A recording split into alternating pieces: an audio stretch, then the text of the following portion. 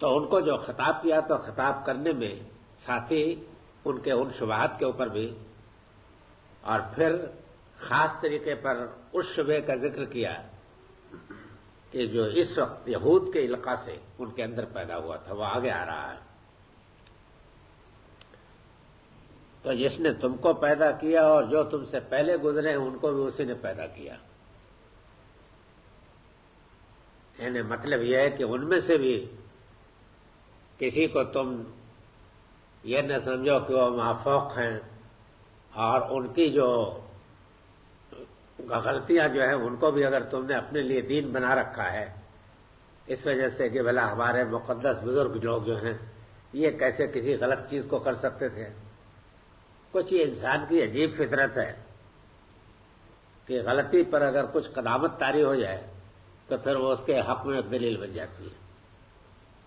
ذرا پرانی ہو غلطی تو پھر وہ صحت اور اصابت کا درجہ حاصل کر لیتی ہے، حالانکہ اس کو اور زیادہ سڑی ہوئی غلطی ماننا چاہیے. مثلا یہی چیز واقعی کوئی اس کی عقلی دلیل نہیں ہے کہ امام ابو حنیفہ، امام مالک، امام شافعی، احمد بن حنبل نے جو کچھ کہہ دیا وہ پتھر کی لکیر ہے. یہ کیسے ہو سکتا ہے؟ بہرحال ان کی بات بھی کسوٹی پرکھی جائے گی. اور جب ہم پرکھتے ہیں تو نہ جانے کتنی جگہ معلوم ہوتا ہے ان کی لغزشیں واضح ہوتی کہ یہ لغزش ہے، یہ ٹھیک نہیں ہے، یہ استنباط ان کا صحیح نہیں ہے. سمجھا؟ تو اب یہ ہے کہ کسی شخص کی صلاحیتوں کے بنا پر اس کی قدر تو کی جاتی ہے، لیکن صرف یہ چیز کہ ایک شخص کچھ صدی پہلے گزرا ہے یہ اس کے معصوم ہونے کی تو کوئی دلیل نہیں ہو سکتی. یہ تو غلطی ہے، اور اسی سے تقلید عامہ پیدا ہوتی ہے، اندھی تقلید. اور پھر علم کی اور تحقیق کی راہیں مسدود ہو جاتی ہیں. لوگ جو ہیں بس اندھے بن کے کچھ اشخاص کے پیچھے چلتے ہیں. پھر اور پست حوصلہ پست ہمت لوگ آتے ہیں تو اپنے آگے جن کو پگڑی باندھے ہوئے چلتے دیکھتے ہیں وہ انہیں کو معبود بنا بیٹھتے ہیں.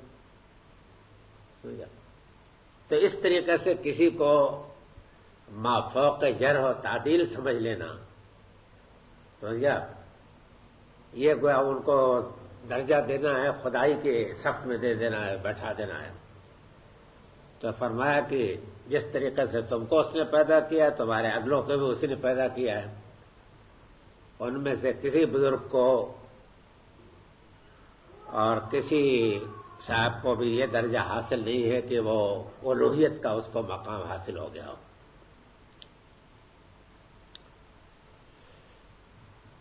فلا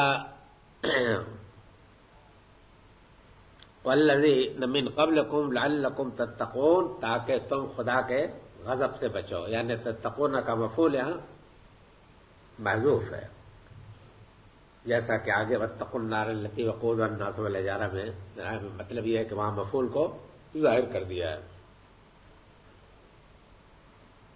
الذی جعل لکم الارض فراشا والسماء بناء وانزل من السماء ماء فاخرج به من الثمرات رزقا لکم فلا تجعلوا للہ اندادا وانتم تعلمون. یعنی صرف یہی نہیں ہے کہ خدا خالق ہے بلکہ خدا ہی رازق بھی ہے. تو جب خالق بھی وہی ہے، رازق بھی وہی ہے، جو آپ کی ضروریات محتاج ہیں وہی پوری کرتا ہے، تو پھر کسی اور کا حق عبادت میں گویا قائم ہوتا. عبادت اور اطاعت اسی کی ہوگی، کسی اور کی نہیں ہو سکتی، کسی اور کو شریک نہیں بنایا جا سکتا. ہاں اگر یہ بات ہوتی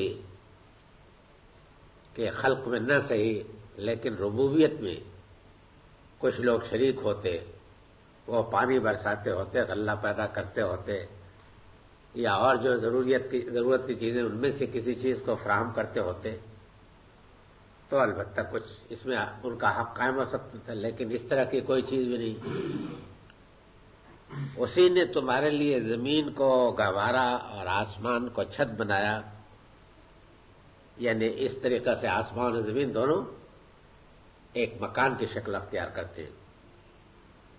اب یہ دائرے کی چھت تو کسی اور کی خدائی اور زمین تو کسی اور کی خدائی تو نہیں ہو سکتی، یہ ایک مکان ہے. ایک مکان کی نوعیت سے پیش کرنے کا پہلو یہی ہوتا ہے کہ آپ پر یہ واضح ہو جائے کہ اس کے اوپر اور نیچے ایک ہی ہے اور کوئی نہیں ہے.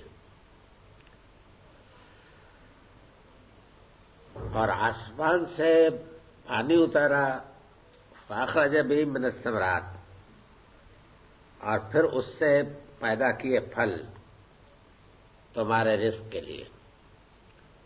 یعنی آسمان سے پانی اترتا ہے اور زمین پر اس سے پیداوار ہوتی ہے. اس سے معلوم ہوتا ہے کہ ایک ہی ارادہ ہے آسمان میں بھی اور وہی ارادہ زمین میں بھی ہے. الگ الگ ارادے ہوتے تو ان دونوں کے اندر یہ ہارمنی نہیں ہو سکتی تھی. ہر چیز ایک دوسرے کی، زمین کی آسمان سے اور آسمان کی زمین سے وابستہ ہے. سمجھ گئے آپ؟ یہاں جتنے تصرفات و تغیرات ہوتے ہیں سب میں اوپر کے اس عالم کو اس میں شرکت حاصل ہے، اور زمین میں جو چیزیں اٹھتی ہیں پیدا ہوتی ہیں ان کو بھی اس میں حصہ شامل ہے، ان کا بھی شامل ہے.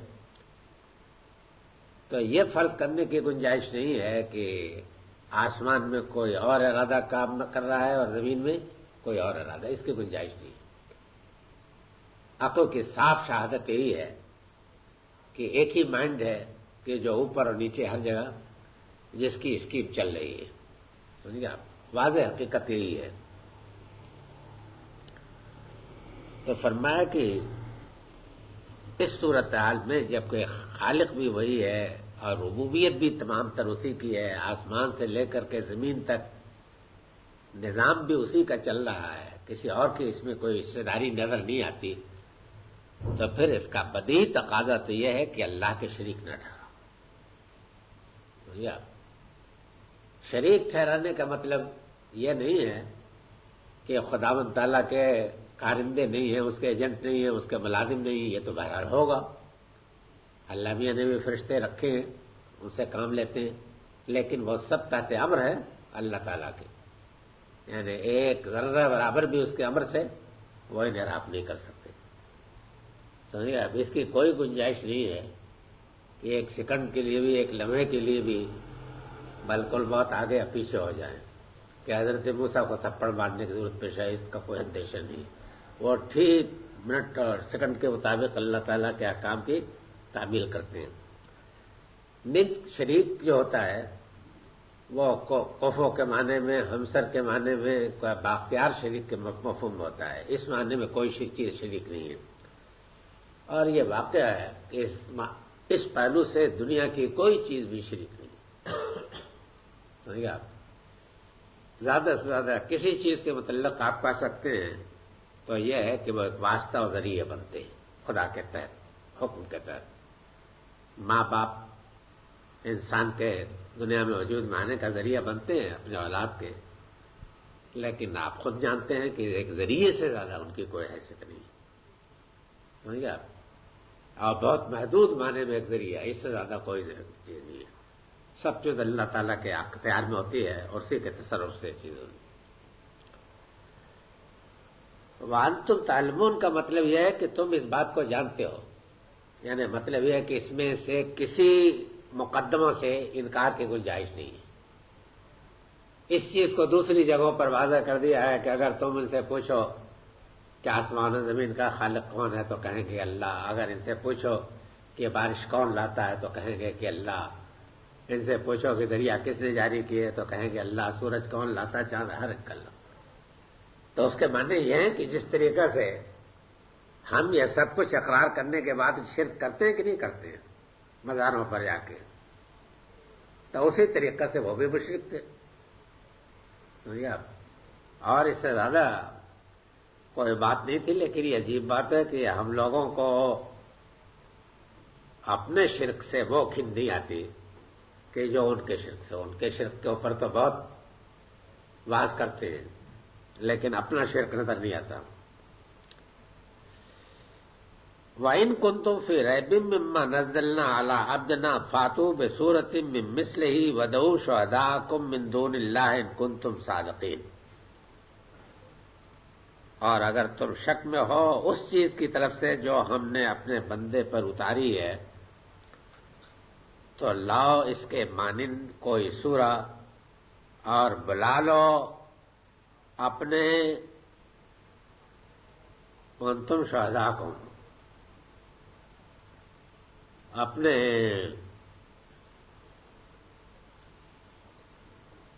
شریکوں کو بھی، یعنی ترجمہ تو یہ بہرحال بہت معنی خیز نہیں ہے، اپنے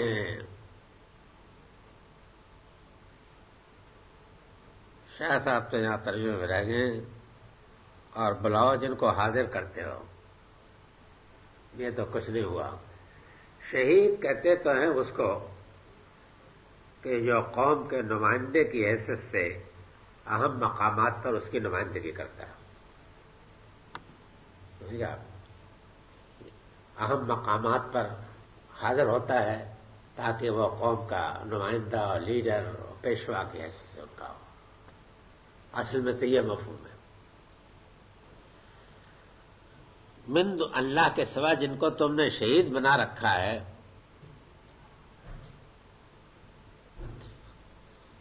کیا ترجمہ ہوگا بھائی؟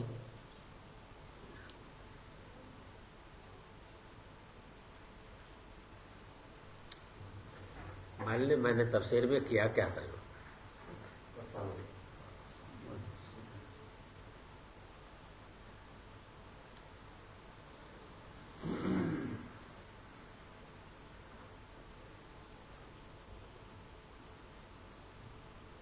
پیشوا اگر ترجمہ کیا جائے تو کیا ہو؟ اپنے پیشواؤں کو بھی بلا لو، یعنی پیشوا روحانی بھی ہوتے ہیں اور غیر روحانی بھی ہوتے ہیں۔ شاعر خطیب جیسے ان کے ہوتے تھے نا، اسی طریقے سے ان کے یہ روحانی پیشوا جن کو وہ مانتے تھے، لات عزا اور یہ سب جو ہے شرکا سب،